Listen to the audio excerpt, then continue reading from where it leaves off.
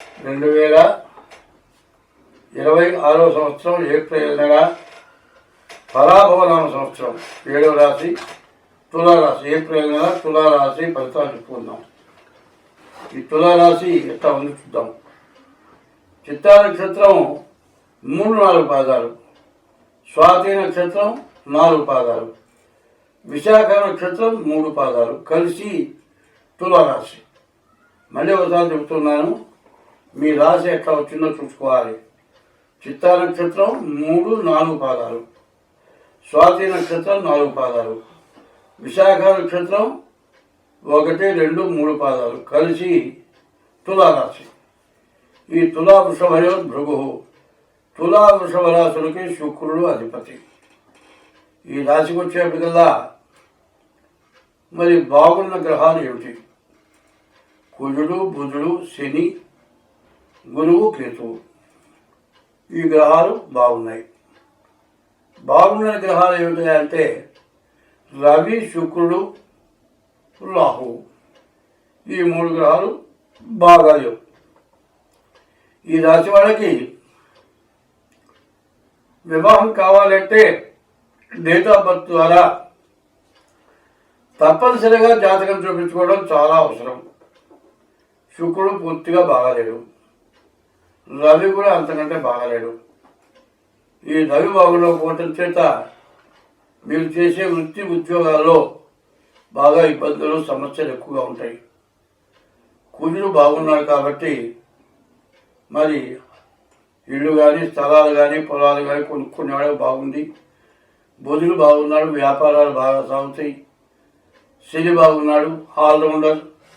మీరు చేసే ఏ వృత్తిలోనైనా బాగా మంచిగా ఉంటుంది. తర్వాత గురువు కూడా బాగున్నాడు. గురువు లక్ష్మీ స్థానంలో ఉన్నాడు కాబట్టి చదువు, విద్య, ఉద్యోగం, విదేశీయానం ఇవన్నీ కూడా బాగున్నాయి. అయితే వివాహ వ్యవస్థ మాత్రం పూర్తిగా ఇబ్బందిగా ఉన్నది. కేతువు ఏకాదశంలో ఉన్నాడు. మీరు చెప్పిన మాట అన్ని విధాలా సాగటానికి అవకాశం ఉంది. కానీ గ్రహాలు మొత్తం రాహుకేతువుల మధ్యలోనే పడ్డాయి గ్రహాలు. ఇది ఒక కాలసర్ప దోషం.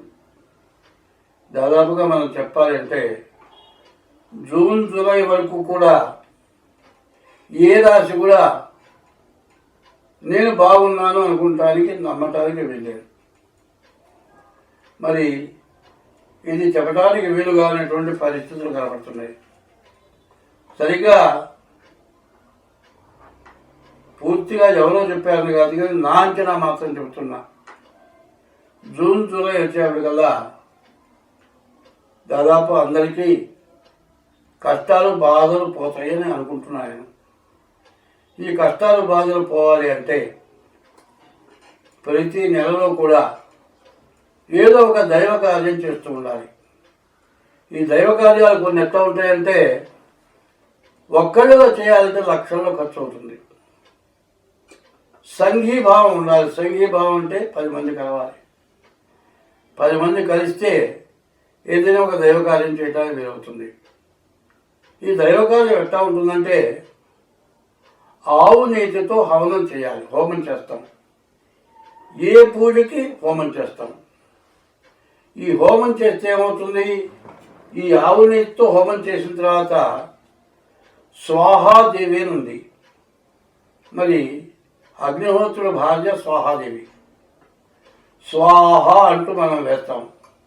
ఈ స్వాహాదేవి 33 కోట్ల మంది దేవతలు ఏ దేవతకు సంబంధించిన హోమం చేసినా ఆ స్వాహాలు ఎప్పుడైతే వేసామో వెంటనే వాళ్ళకి ఆ దేవతకి చెందింప చేస్తుంది.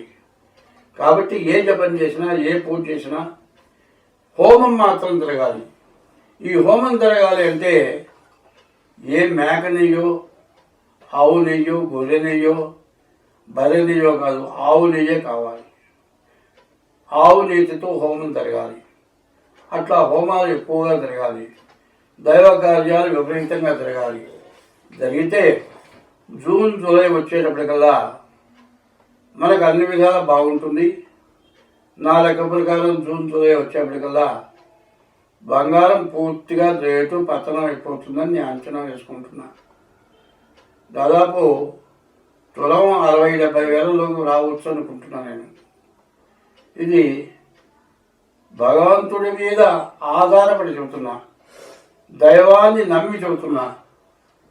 దైవాన్ని నమ్మిన వాడిని, రోజు దైవారాధన చేసేవాడిని కాబట్టి మరి భగవంతుడి అనుగ్రహం ఉంది. బంగారం తగ్గాలి. బంగారం తగ్గితే నువ్వు కొనుక్కుంటావు అంటే నేను కొనుక్కుంటాను కాదు. బంగారం మెళ్ళల్లో ఉన్నవాళ్ళు బతకాలి. బంగారం మెళ్ళల్లో ఉన్నవాళ్ళు దోచుకుపోవటం కాదు, చంపి తీసుకెళ్తారు. చేతులకు గాజులు ఉంటే నరికి తీసుకెళ్తారు. అంత విపరీతమైన రేటు అవటం చేత ఆ రేటు తగ్గాల్సిన అవసరం ఉంది. మూలలో ఉన్న బంగారం మొత్తం బయటికి రావాలి. కిలోల బంగారం దాచుకున్నారు, టన్నుల బంగారం ఉంది, అది మొత్తం బయటికి రావాలి. వచ్చే బంగారం రేటు తగ్గిపోతుంది. అది భగవంతుడు ఒకటి వస్తే ఎవరు చేయలేడు. కాబట్టి ఇది ఎవరినో ఉద్దేశించి కాదని చెబుతోంది. సర్వే జనా సుఖినో భవంతు అన్నారు. సర్వజనులు సుఖంగా బతకాలి అంటే మరి ఒక చోట చెబుతారు మంత్రంలో, స్వర్ణం పవిత్రం అబలము, స్వర్ణం పాప ప్రణాశనము, స్వర్ణం హి శంకరం యస్మాత్ రథశాంతిం ప్రయచ్చమి.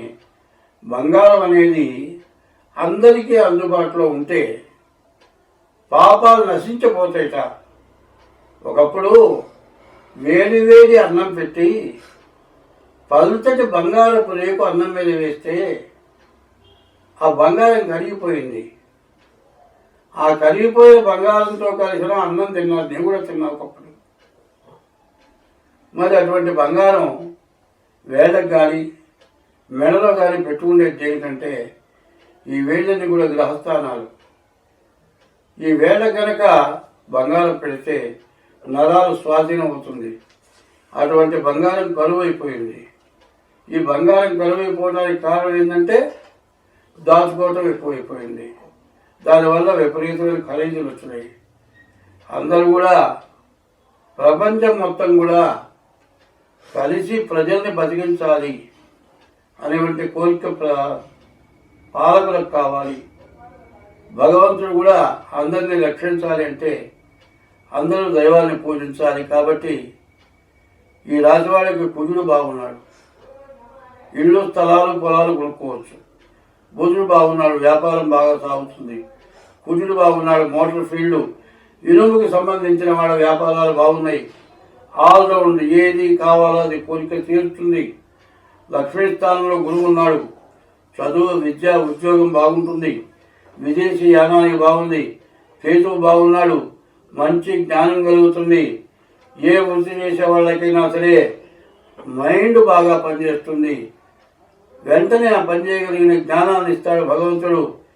ఇది మనందరికీ కావాలి, ఇది మన అందరికీ కావాలి అనేటట్లయితే మనం ఏం చేయాలి? ముందు డేట్ ఆఫ్ బర్త్ ద్వారా తప్పనిసరిగా జాతకం చూపించుకోవాలి. మీకున్న లోపాన్ని పూర్తిగా పోగొట్టుకోవాలి. ఎట్లా పోవాలి, ఎట్లా వస్తుందని తెలుసుకోవాలి. ఒకప్పుడు ఇంగ్లీషు తుమ్మ చెట్లు ఉన్నాయి. ఇంగ్లీష్ వాడు పరిపాలన చేసిన రోజుల్లో విత్తనం వేయకుండా మొలుస్తున్నాయి చెట్లు. పొలాలు 2 ఏళ్ళు కనుక దున్నకపోతే ఇంగ్లీష్ తుమ్మ చెట్లు మొలుస్తాయి. సరిగా 3 అంగుళాలు ఉంటుంది ఆ ముళ్ళు. ఆ ముళ్ళు గుచ్చుకుంటే లోపల కండలో ఒక సన్న నలక చేరుతుంది. అది పోదు, ఆనే వస్తుంది. కాలు కింద నుంచి నడవలేరు. అట్లాంటి ముళ్ళు తయారైనవి. దానివల్ల నడకపోయాల అవస్థపడ్డ రైతులు చాలామంది ఉన్నారు. అట్లాగే ఇవాళ దురాగతం ఎక్కువైంది. ఇంగ్లీషు తుమ్మ మెల్లెక్కాటిదంటే ఇంగ్లీష్ వాళ్ళ పరిపాలన వచ్చిన తర్వాత ఇంగ్లీషు తుమ్మ చెట్లు వచ్చినాయి. ఇంగ్లీషు ముళ్ళ వల్ల ఇప్పటికీ కూడా పోరా. అట్లాగే మనకు కూడా పాపం ఎక్కువైంది. ఆదివారం రోజు దేవుణ్ణి పూజించాలి. సకల దేవతా స్వరూపం సూర్యుడు. అటువంటి సూర్యుడిని పూజించకుండా మాంసాహారం తినటం మనకు నేర్పి మనం దేవాలయాలకు పోకుండా దేవుణ్ణి పూజించాల్సిన రోజున ఆదివారం రోజు దేవుణ్ణి పూజించకుండా మాంసాహారం తిని దేవుడికి దండం పెట్టకుండా దేవుడి గుళ్ళోకి పోకుండా మనం పతనం అయిపోతున్నాం. దీని నుంచి బయటపడాలంటే ఆదివారం శాకాహారమే తినాలి. అందరికీ కనబడేటువంటి సూర్య భగవాన్ని పూజించాలి. అప్పుడు కానీ మనం బాగుపడము.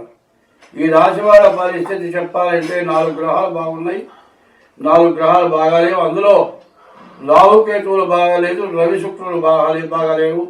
ఈ 4 గ్రహాల వల్ల చాలా విపరీతమైన బాధలు ఎక్కువగా ఉన్నాయి. కాలసర్ప దోషం, రాహుకేతుల మధ్యలో గ్రహాలు పడ్డాయి. కాబట్టి ఈ రాశి వాళ్ళ పరిస్థితి కూడా పూర్తిగా బాగాలేదు.